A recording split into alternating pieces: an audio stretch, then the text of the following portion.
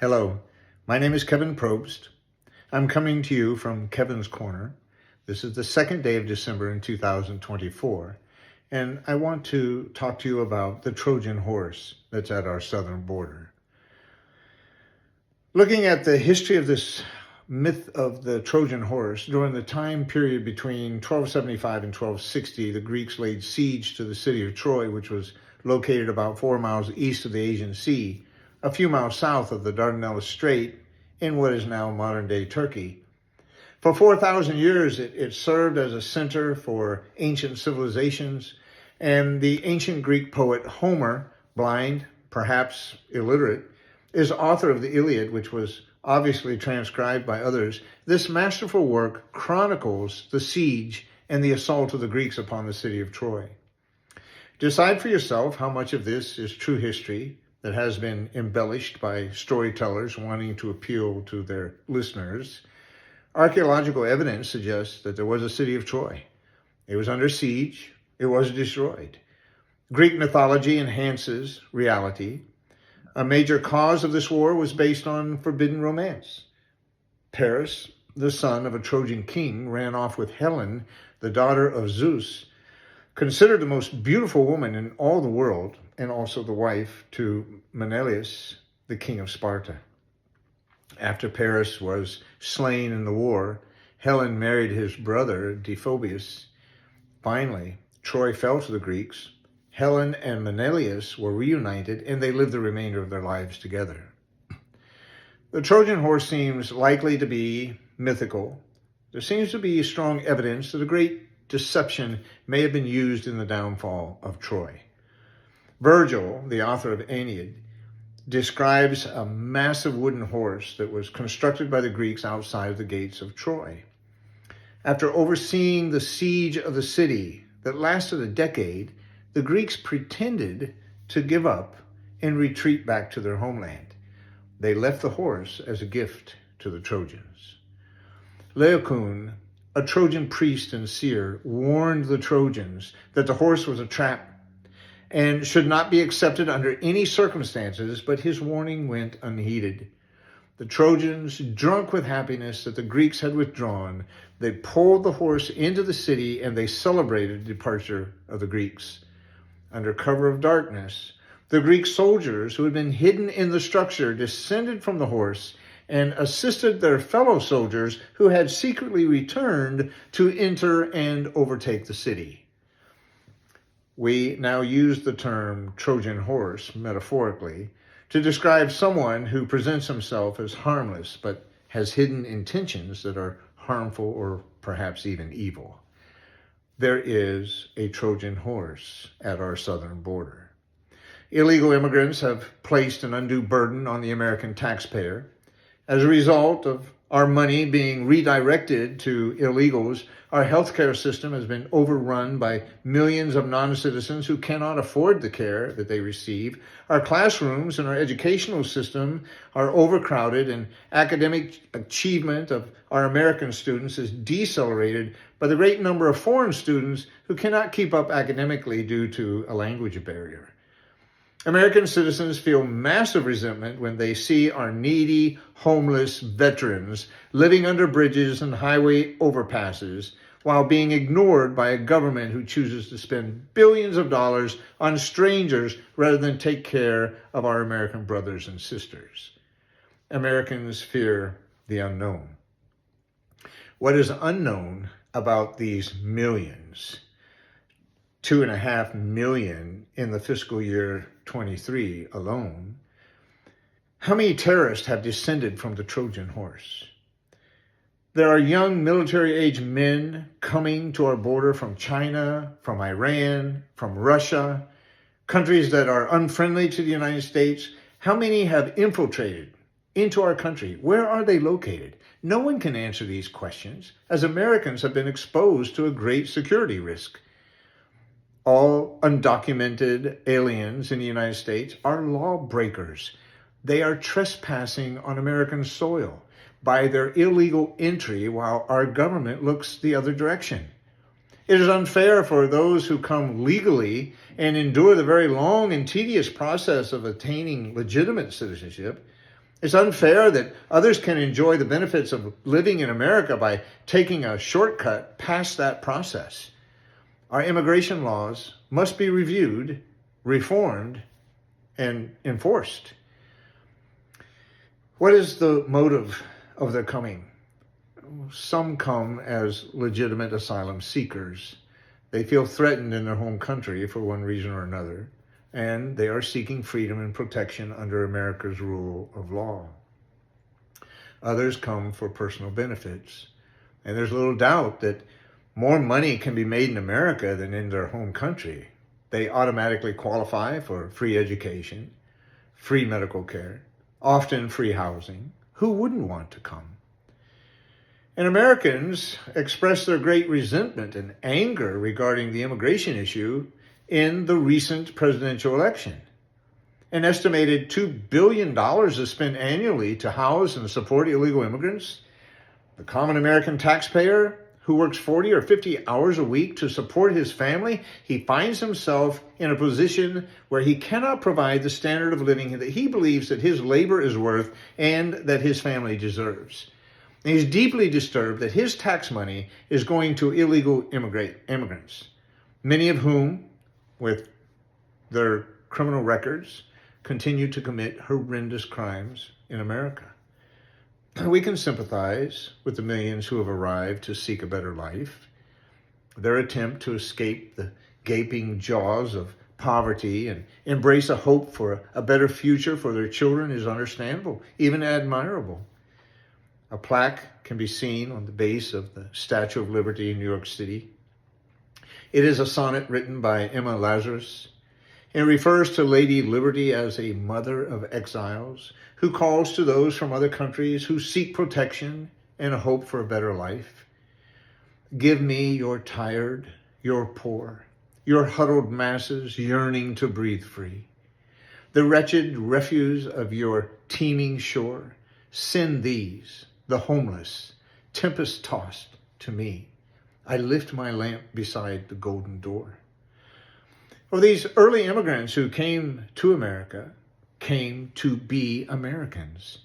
They came to chip in and contribute their labor and loyalty to the American cause. They did not come carrying the flag of their homeland.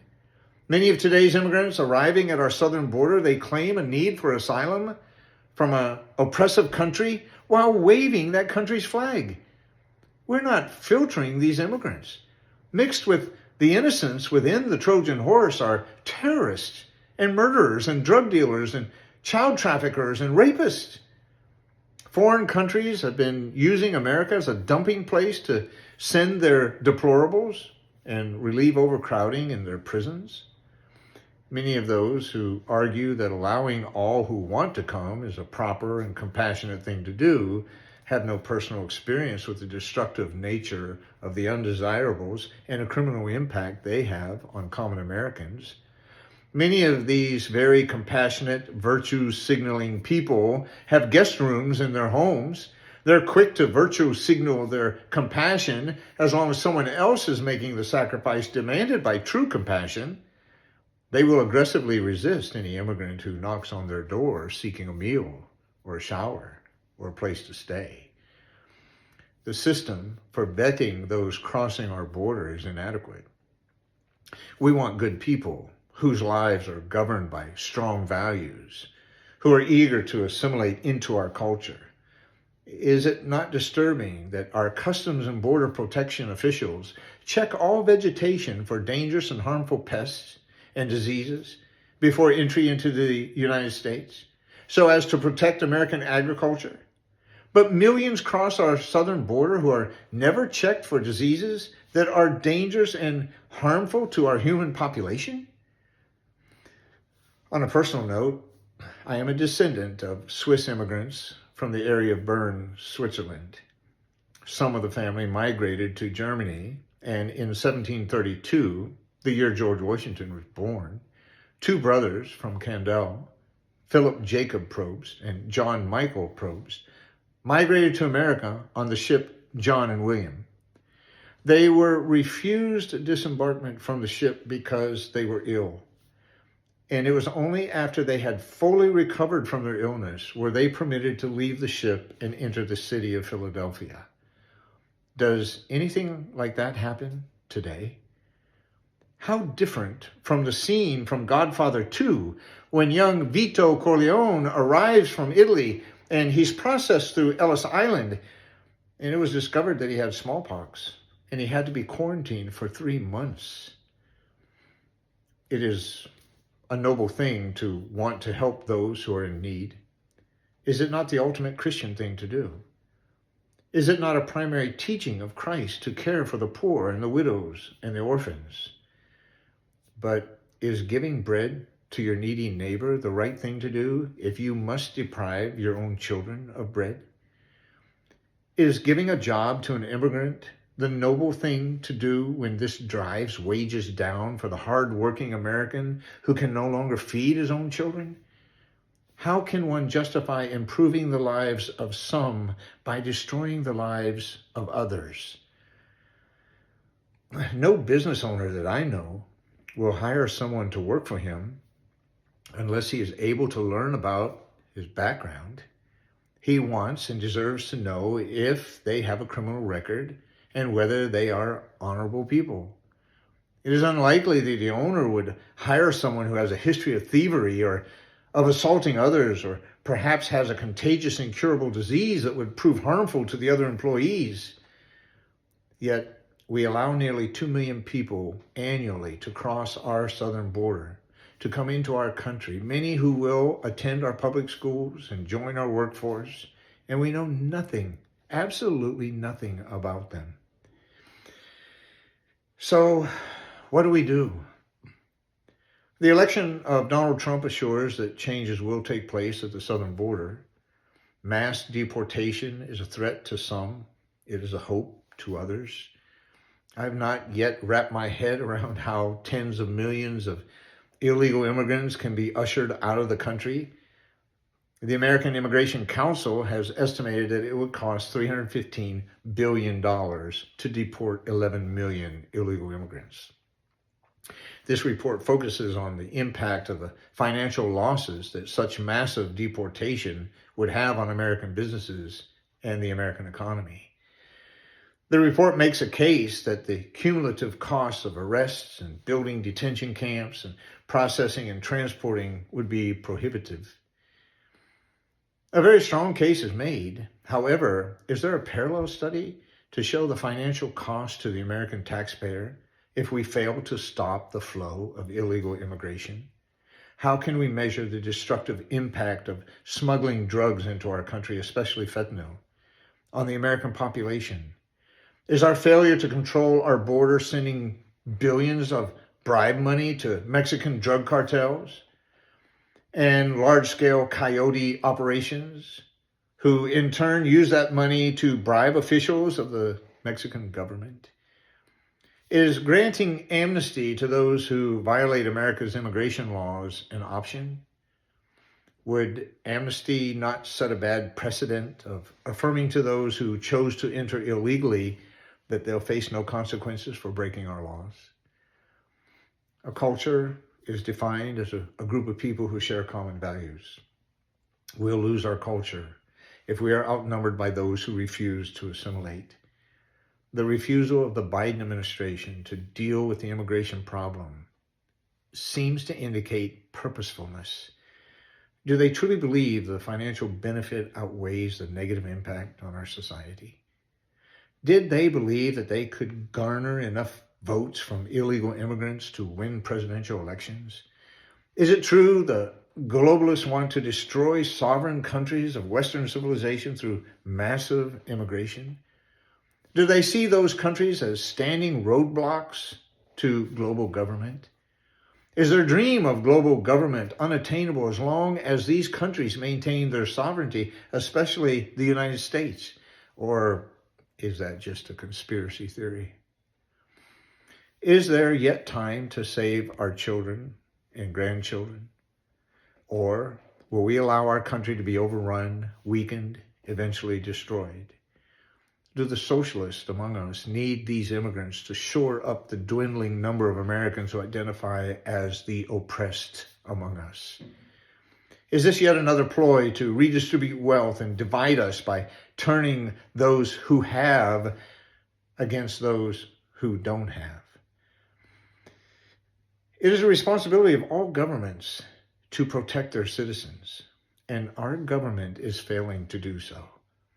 Hopefully, under a new administration, a wall will be built, immigration laws will be enforced, and illegals will be deterred. Hopefully, the illegal immigrants who come to prey on Americans will be apprehended, and a system for removal will be created. Americans want this, and Americans deserve this. Thank you for watching. Thank you for listening. Thank you for reading. If this was helpful in any way, please hit the like button and please subscribe to Kevin's Corner. And if you know of anybody who would benefit from this, please share this with them. Have a good day.